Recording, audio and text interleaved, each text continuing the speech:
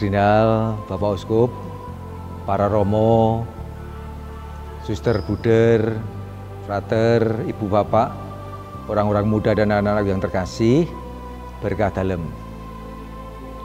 Pada tanggal 2 Mei yang lalu, kita bangsa Indonesia memperingati Hari Pendidikan Nasional yang ke-69 dengan mengambil tema Bergerak Bersama Melanjutkan Merdeka Belajar. Pada saat yang sama, kita meluncurkan hasil Sinode Pendidikan KAS yang bertema Berjalan Bersama untuk Misi Pendidikan Keuskupan Agung Semarang. Peluncuran hasil Sinode Pendidikan KAS ini menandai ditutupnya Sinode Pendidikan yang sudah kita jalani bersama selama 1 tahun. Kita bersyukur kepada Tuhan yang telah membimbing dan menyertai seluruh proses sinode ini. Kita sungguh terberkati sehingga dapat ambil bagian dalam musyawarah umat. Panitia sinode pun dapat bekerja dengan baik bagi terlaksananya agenda besar keuskupan kita ini. Karena itu terima kasih kepada seluruh umat, khususnya kepada panitia sinode yang telah bekerja sama dengan sangat baik, sehingga mendapatkan banyak data serta informasi tentang persoalan dan harapan terhadap penyelenggaraan pastoral pendidikan Katolik di keuskupan kita. Sinode ini menghasilkan buah-buah refleksi dan sekaligus pemikiran yang pasti sangat berguna untuk meningkatkan kualitas misi pendidikan di Keuskupan Agung Semarang ini. Kendati secara resmi sinode ini sudah ditutup, namun kita tetap akan menindaklanjutinya dalam gerak yang lebih konkret agar hasil atau buah-buah sinode berdampak bagi peningkatan kualitas pendidikan sekolah-sekolah Katolik di keuskupan kita. Saudara-saudariku yang terkasih dalam Kristus, kebangkitan transformatif pendidikan Katolik adalah upaya terus-menerus untuk membawa perubahan guna meningkatkan kualitas pendidikan Katolik. Kebangkitan yang berdaya ubah ini digerakkan oleh Yesus sendiri sebagai wujud tanda kasih Allah Bapa kepada kita. Pendidikan sejati adalah tanda pemberian diri para orang tua dan para pendidik bagi para peserta didik, sehingga mereka dapat menghasilkan buah-buah kehidupan.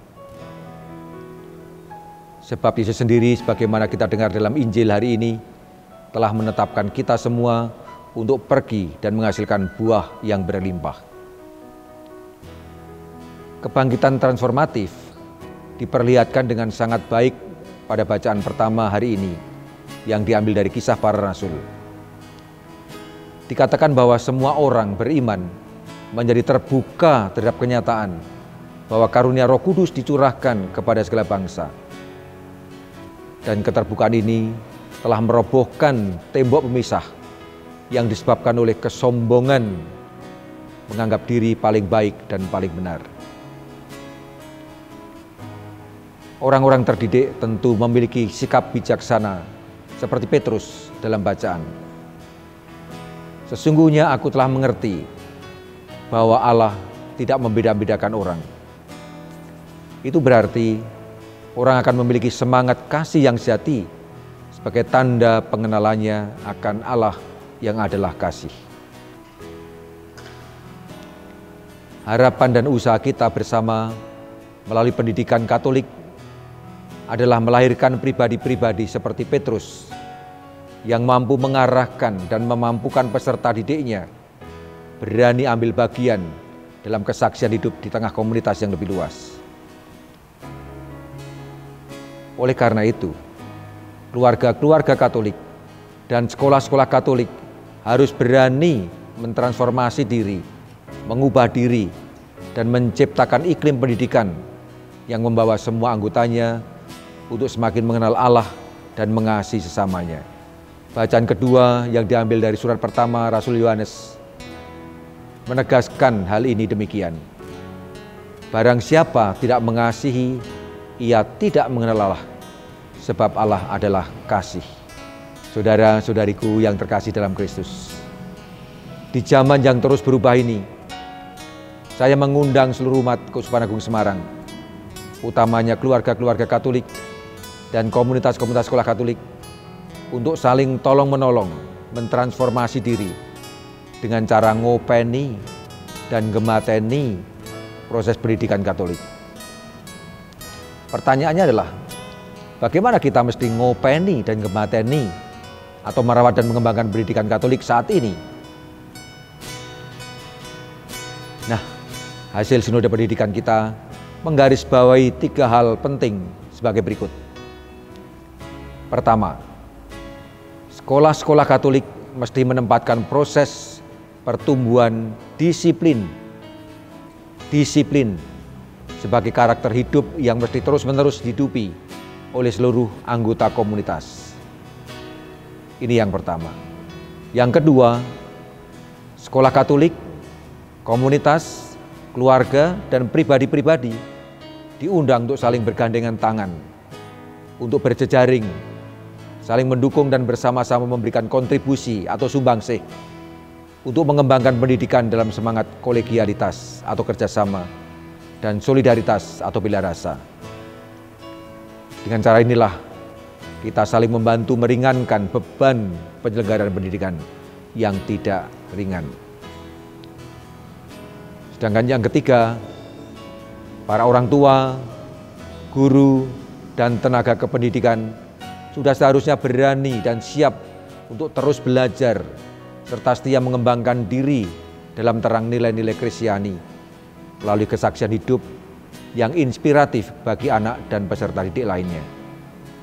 Karena itu bina lanjut guru atau ongoing formation, pembinaan karakter dan bina iman yang berkelanjutan, serta iklim belajar yang mendewasakan perlu dilakukan secara terus-menerus.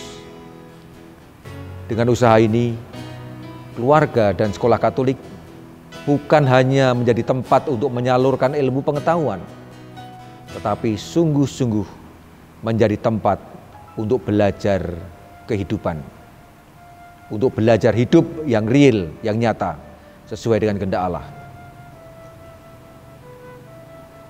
Saudara-saudariku yang terkasih, ketiga hal itu sangat penting untuk kita perhatikan bersama dalam rangka menindaklanjuti hasil sinode pendidikan di komunitas sekolah dan di keluarga kita masing-masing.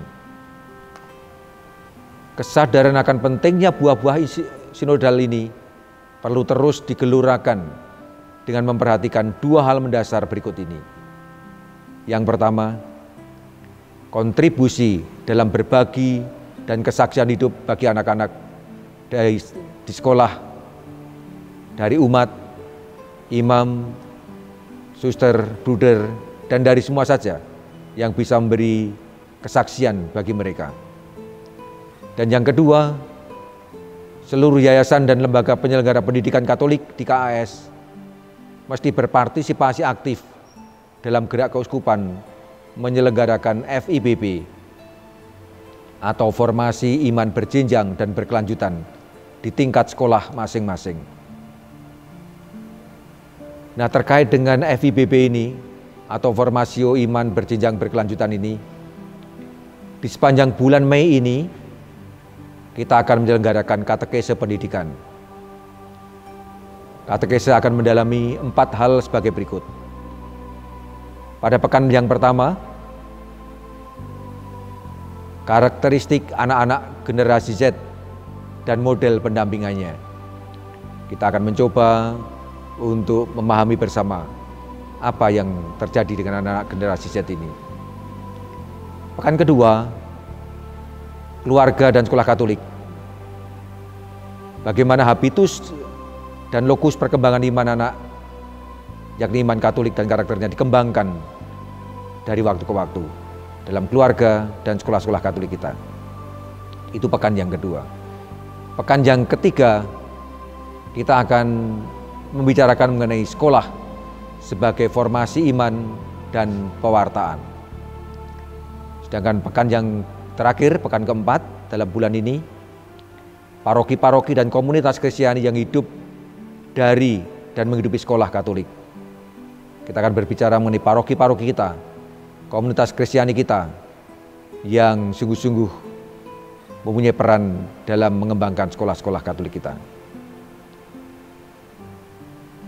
Saudara-saudariku yang terkasih dalam Kristus, kita masih harus mengerjakan pekerjaan rumah atau PR lainnya, yakni menyelaraskan pendidikan Katolik dengan gerak pemerintah Republik Indonesia yang telah mengesahkan kurikulum Merdeka menjadi kurikulum nasional di tahun 2024 ini.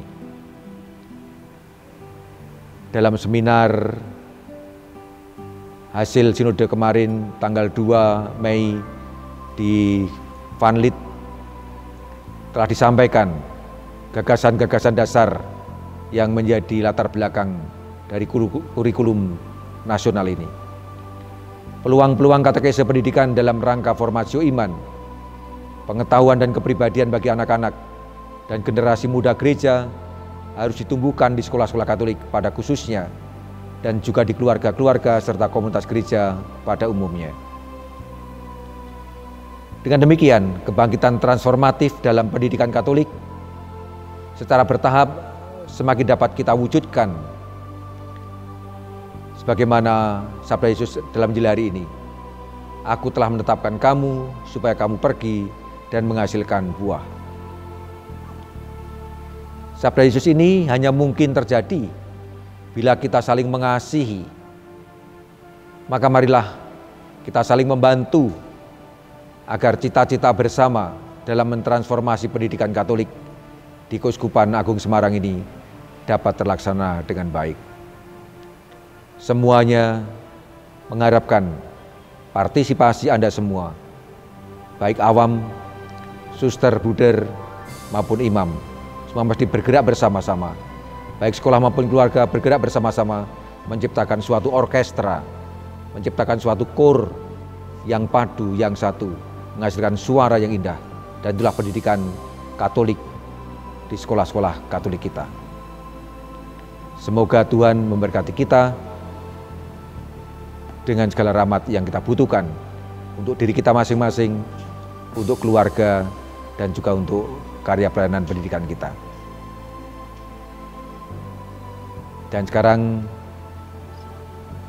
kita mohon berkat Tuhan untuk seluruh karya pelayanan kita, khususnya di bidang pendidikan sekolah Katolik.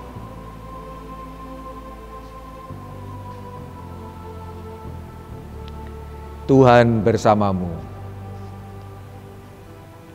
Semoga Allah yang Maha Kasih senantiasa melimpahkan rahmat dan berkat-Nya bagi kita semua dan bagi karya pelayanan kita di pendidikan, Bapa dan Putera dan Roh Kudus. Matur nuwun, berkah dalem.